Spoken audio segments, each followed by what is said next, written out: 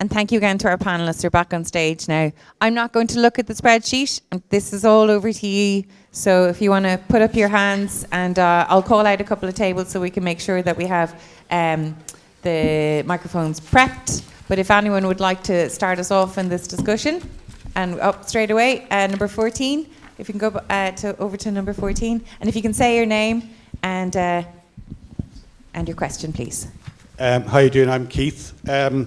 This is a little bit of a complicated and preambled question. I think the main question is, policy incentives appear to be the dominant factor in determining farming practices. Previous policies have created the environment over the decades that we're now in, and policy is driven from Europe because that's where the money comes from. But policy tends to be reactive, with little evidence of long-term thinking in policies.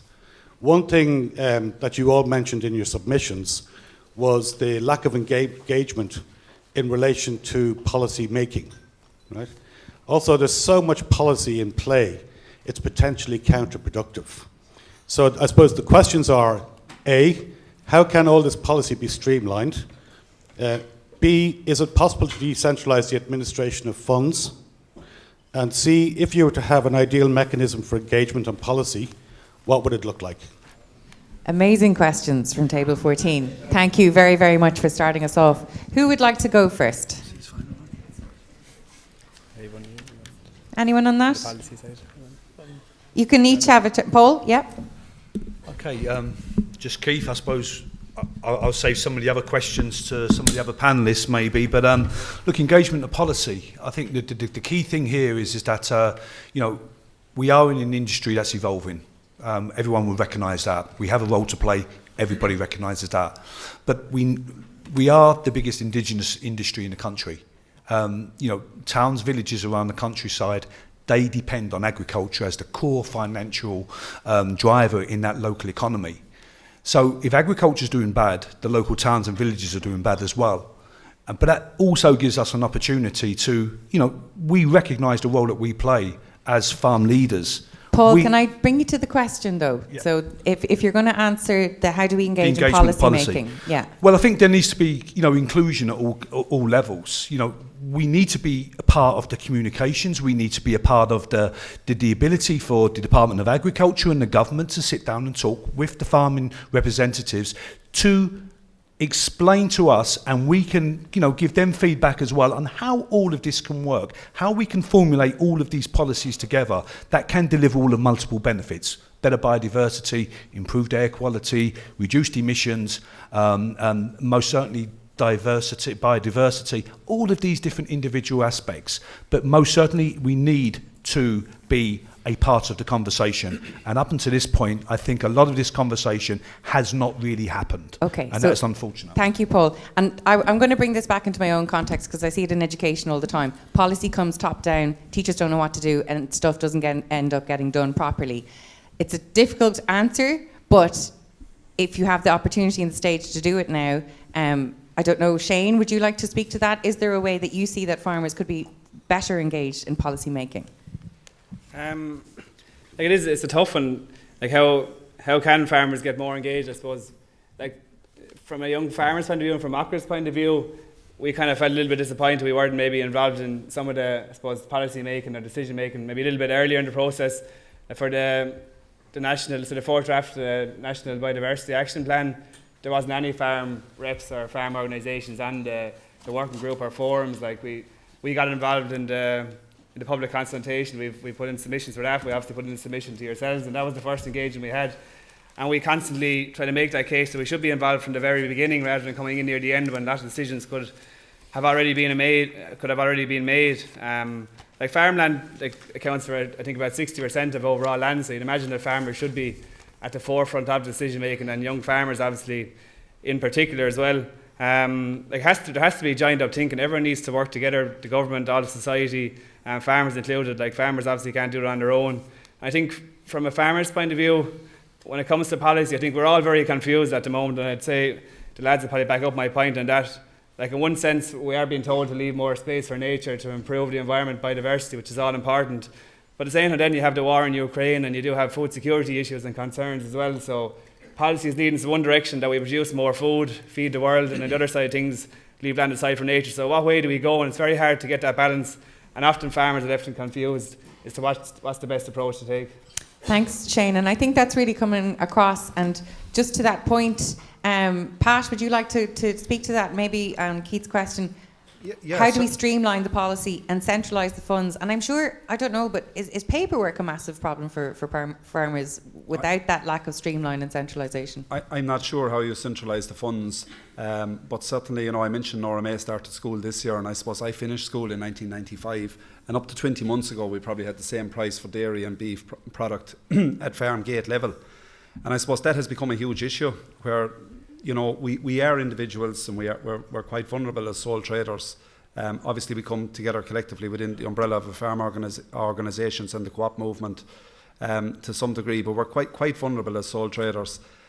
We've seen the margin eroded, and scale was up to now the delivery, if we were to be honest about it, of a viable family farm income, and that has proven to lead to the challenges that we have today that we cannot walk away from. So every citizen in the globe needs to be aware that there's a cost associated with a cheap food policy. Unfortunately, we've seen our retailers and our supermarkets, and some of the leading ones were the worst culprits. We've seen them downgrade and practically give away, whether it is beef, milk, or indeed vegetables coming up to Christmas in order to have footfall.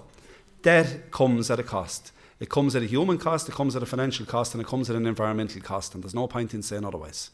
So there needs to be an education of farmers, of citizens, and of consumers of the globe. Thank you, Pat. And it's something we will deal with in terms of education and public engagement. Stephen, if I can bring back to the question on streamlining policy, centralising funds, and engaging the farmers in policy making, and it's something that you finished off with. There seems to be maybe a limit to the policy. What would you like to do from an organic perspective in being engaged in the policy making and streamlining it? Thank you. So I think, first of all, what's really important is that policymakers are really communicating to farmers about what they really want to achieve. So we have a lot of environmental objectives, but often it's not explained to farmers what we're trying to achieve. It's more talking about, well, you have this scheme and you can enter the scheme and you can get X amount of money. That's very important because we have to remember that biodiversity is a cost, often taken by the farmer for no additional reward. So that's very interesting. We really need to be communicating. And I think it's really about, policy. Where farmers want to go further, they need to be paid for it, So the more they can achieve for the environment, the more they should get it. Because as Pat talks about, on the market, that is not really recognised in the price. So there it seems that that's where policy incentives need to work. Now, in terms of centralisation and decentralisation, I think there's a role for both. I think the EIPs are a very good example where there has been better improvements. I think also part of it is not simply about saying to a farmer, enter a scheme and then come back in 5 years' time, we'll see what happens. There needs to be active engagement so that the farmer is incentivized to keep going over that time, to do that. And also the advisory is very important. But it needs to be done in a way that it's not, again, that is not sort of disincentivizing farmers, because sometimes we find that there's too much of a top-down approach taken, and we need to also have this bottom-up approach for farmers to actually have a lot of knowledge about how their land works. And an upland system is much different to a lowland system, and you need to sort of take that into account. There's no easy way to solve it, but really the government has started to look at this about more, but it really needs to be accelerated.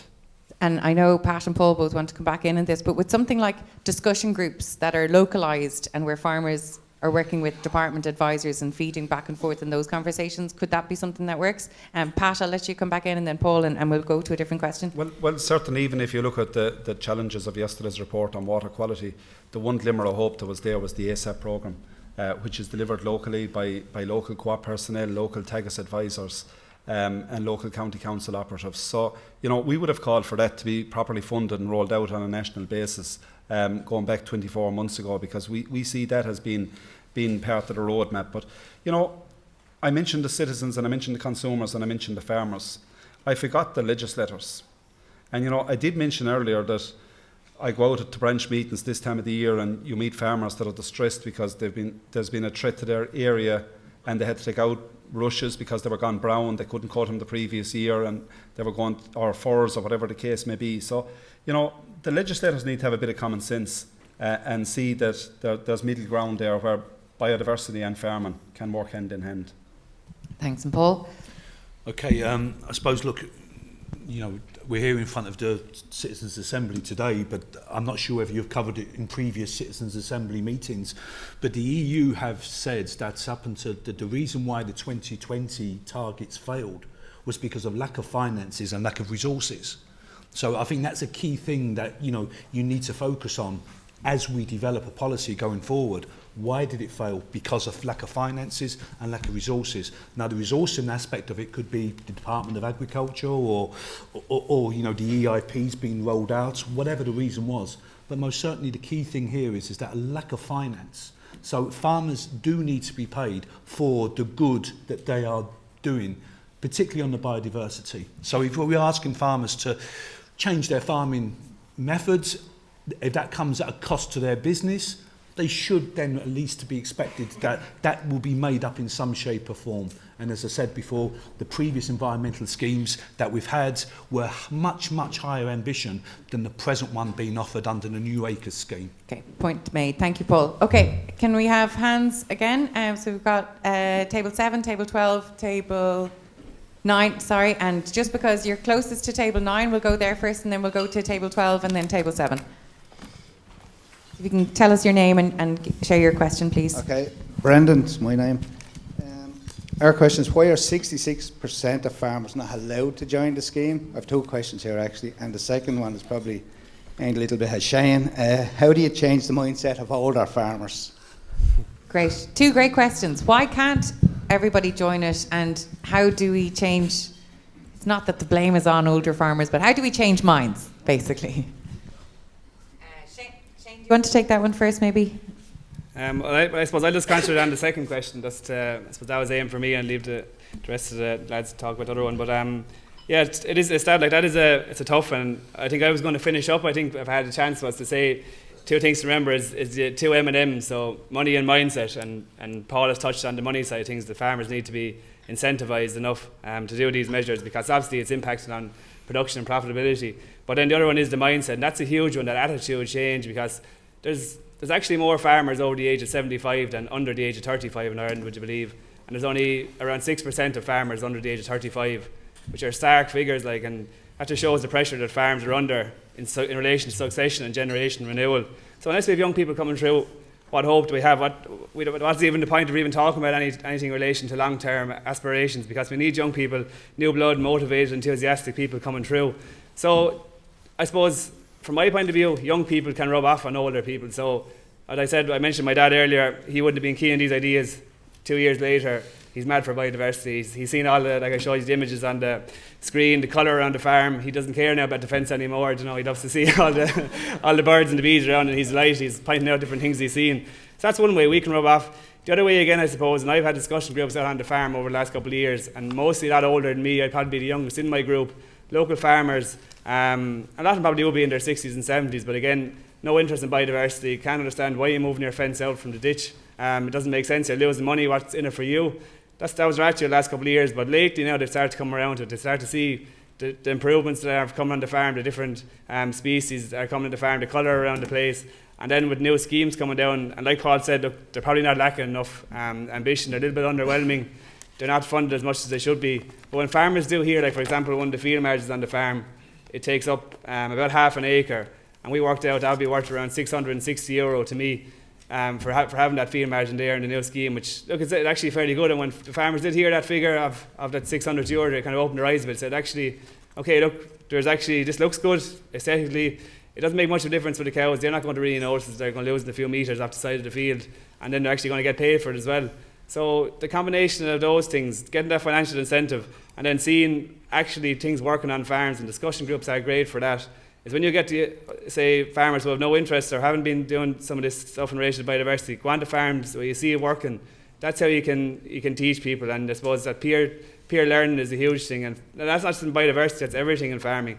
If farmers go to other farms and they see something is working in practice, see someone they respect is doing this, and it actually is actually having a good effect or a positive effect on the farm, they're more likely to adapt to these changes. So we need these leaders, and these leaders who embrace and biodiversity improvements on the farm, they need to be supported, they need to be resourced and educated, and then they can just act as like a hub, and it'll be like spokes to the wheel. They spread it to all the farmers in the local area, and that's to me how you can educate the older farmers. It's not just the older farmers, though. I don't want to insult people, but there's younger farmers too that mightn't be sometimes doing it either. But, Thanks, Shane. yeah, I think your point well made. The peer learning is really important there. Yeah. Now you got your bit in at the end. Would anyone ask or like to respond to the question of why can't all farmers join in the schemes? Like, does this seem like a little bit of an anomaly if they're asking everybody to improve, but yet not everybody can be involved in a scheme? Is that what we're to take? Yeah, I suppose, you know, it's a question of funding, and the government didn't put aside a significant portion of funding to allow that. It's confined. We're very, very disappointed with it because, you know, if everybody takes a few steps forward, we can achieve a lot. And, you know, our Department of Agriculture need to embrace that as we move forward, because, you know, I suppose the value of the scheme in the past, and I was part of a RIP scheme in the late 90s after starting out farming, and it was quite a valuable scheme from a biodiversity point of view, but from a personal point of view, and from a rural economy perspective, where stone walls and sheds were painted and maintenance was done, as well as environmental improvements. So, you know, unfortunately, I suppose it's proven less attractive and more prohibitive for farmers at this point in time. But just on the change in mindset, there is a huge challenge out there, and Shane alluded to it, with less farmers under 35 than what's over 75. But, you know, we have to remember, and I mentioned the water quality report yesterday, but the previous day we had a UCD report out on mental health. And 51% of farmers in basically living in fear of the regulations and the potential of what's coming down the road on them. And, you know, that is the turn young, engaged, positive people from entering our industry. And that's a very, very difficult scenario where we find ourselves. All too often in the public, the farmer can be the easy target to blame, when it's elements much further up the food chain that are the real culprits. Thank you, Pat, and we appreciate that, and that's why we're delighted to have the voices here now today. Now, in the interest of time, we are running behind. Remember, we have another panel discussion, so I know Table 8 wants to come in, but the two hands that I saw last were Table 7 and Table 12. Can we get a microphone to 7 and to 12, and we'll take those two questions together, and we'll respond, and that'll wrap us up. So if I can I get the microphone to Table 7 as well? Liam, thank you. Hello, the panel. Great to have you here. This is a question for Stephen. Why is there a premium price for organic produce? What are the health benefits? And are the government doing enough to incentivise it? Thank you, Liam. And Stephen, I'll let you answer that in a second, and we'll hear from Table 7. I'm Tony. Table 9 stole our questions, so I'll just ask a separate one. I'm just wondering, do the panel see the new CAP as the solution to the environmental and biodiversity problems? Or what do they see as the barriers to adopting those wishes and dreams at an EU level for Irish farmers to take that on board and change? Great question, Tony, as well. Thank you. So we'll answer Liam's question first. Stephen? Yeah, so on terms of the health benefits, yes, there are health benefits in terms of organic land management. We tend to focus more on the land side of things, so in terms of healthy ecosystems, water quality, health for the worker in the field, etc. There's ongoing research in terms of human health, in terms of exposure to chemicals, where we see benefits as well. I mentioned in my input, it's very welcome that the government has put a new focus on organic farming, and for the first time we have a target that's tied to a budget. That's all very positive. And what we also see is more and more farmers looking at organic as a potential option for their farm. So that's all very, very good. We also see that there's a strong demand for organic food, both in Europe but also in Ireland. And in order to sort of take advantage of that, it's not just simply about investing in the production, but it's also about investing in the infrastructure and organic value chains, so that we can get what we see is when you put organic food on the shelves, consumers are very interested to take advantage of it. So we really need to have that good infrastructure there. You know, in terms of organic vegetables, there's a significant amount is imported, but that seems to be seen as a negative, but also as an opportunity for new growers to enter the system. So it's really about trying to turn challenges into opportunities and making the best of the system. Okay, thank you, Stephen. If we can respond to Tony's question about the cap, is it going to be on the dot of midnight on January 1st, as James alluded to? Will it transform or help at least? Sorry, Stephen, sorry. Oh, sorry, Pat, sorry. Sorry. I'll just very quickly, sorry. Just on the cap, I think, as I said, it's very positive. But I think on the environmental schemes, really, we need to see that incentive component. You know, so a lot of the focus is on costs. But farmers are food producers, they're feed producers, they're producers of fibre, etc. And that's not necessarily represented in the price that they get. So when they're doing more for biodiversity, there needs to be an incentive to do that. Otherwise, they may not go in that direction. So it's not simply about the costs, but also about an incentive for doing that. That's possible under European rules, but it's not something that our government has looked at, and maybe it's something that they can look at in the future. Okay, thanks, Stephen. And Paul, sorry, can you respond to the cap question? Yeah, just I suppose Tony's question there on the cap, and the reality is that, as I've said in my presentation, cap today is really used as a Swiss Army knife, a tool, multiple tools to do multiple things. But the reality is that it's fallen by 17% since 2006. So if we are looking to redesign new programs and new products and to try to get them out to farmers that farmers would embrace, then there really has to be a consideration, public money for public good. And I go back to the figure. In 2023, we'll have 30,000 farmers in the environmental scheme. In 2009, that was 70,000. So the ambition for the government has fallen in real terms. And just in 2009, when the country was going down the economic downturn, the very first thing that was pulled was the environmental schemes. So, you know, if we are trying to encourage our farmers to go on this journey, you can't think 5-year periods of cap funding. You've got to suggest to them that this is going to be something that you will be supported through your duration of farming. Whether you're a 20-year-old farmer or a 68-year-old farmer, this will be there for you. If you are doing public good by helping biodiversity, you will be encouraged. The funding will not be pulled if something goes wrong. So I was suggesting just most certainly, ring fencing proper environmental funding if we're to get long-term benefits. Appreciate that, Paul, and I think the long-term theme is definitely coming through. Pat, do you want a final word? Yeah, I suppose certainly is the new cap the answer? Not a fait accompli. Obviously, the eco scheme will have a significant impact from a biodiversity perspective. I think it will create more awareness for farmers.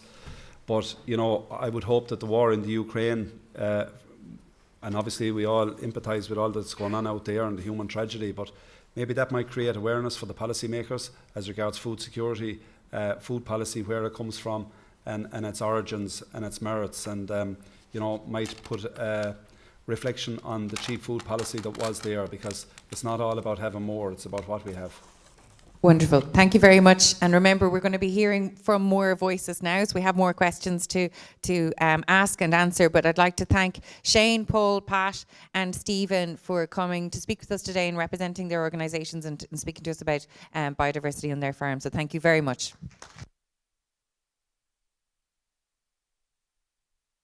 $15 minutes. Okay, so as they are vacating the still warm seats, I'm going to introduce our next panel, and it is a different kind of set of speakers and a different experience of farming, I think, as well, if they don't mind me saying that.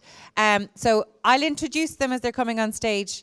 Our first panel member is Maurice Deasy. He's an arable and sheep farmer with his father in North Tipperary, and he's part of Talamh Bio. And if you're an Irish language speaker, Talamh Beo, the land alive, I guess, it stands for a system which puts the power back into the hands of the farmers, communities and citizens instead of corporate interests in industrial agriculture and food production. I'm reading that from their organisation. And so we're delighted to welcome Morris to our panel. Next we have Aideen McGlynn from the Irish Natura and Hill Farmers Association. She's a sheep and beef farmer from the Ox Mountains in South Sligo, and the INHFA was established in 2015, and it represents farmers on hill designated and environmentally sensitive lands, so the uplands that we've heard about so far. Then we have Dan Lynham from the ICSA, the Irish Cattle and Sheep Farmers Association. Dan has farmed for 55 years. He farms with his son in a 400-acre farm in Westmeath, and he is representing the ICSA, as I said, which was formed in 1993 and represents the interests of 10,000 farmers. And finally, we're delighted to welcome Pat Cleary from a newly formed group, which are the Irish Grain Growers Association, and their vision is to support, inspire, motivate tillage farmers into a secure future. And Pat farms 600 acres with his 2 sons, the family's 6th generation of farmers in Monasterevin in County Kildare. So we're bringing a new perspective now. It's a different type of farmer, different parts of the country as well. So I'd like you to give them all a warm welcome, to thank them for giving up time to join us today.